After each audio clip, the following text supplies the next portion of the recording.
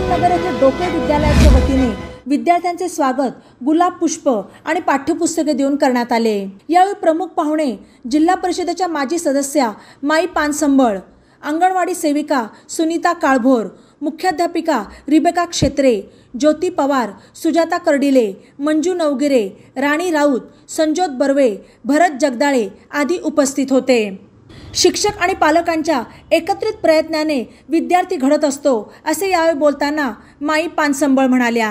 आज विद्यार्थ्यांना मिळालेल्या पाठ्यपुस्तके आणि शालेय साहित्याचा उपयोग करून चांगला अभ्यास करावा आणि मोबाईलचा उपयोग गरजेपुरताच करावा असे यावेळी बोलताना पानसंबळ यांनी नमूद केले। तर संस्था चालकांच्या सहकार्याने विद्यार्थ्यांना सर्वतोपरी सुविधा उपलब्ध करून देण्यात येत आहे।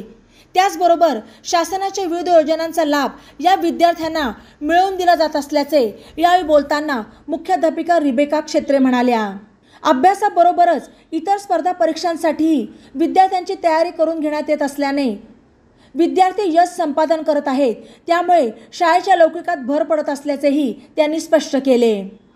यावेळी नवीन पुस्तके मिळाल्यामुळे विद्यार्थ्यांचे चेहरे आनंदित झाले होते।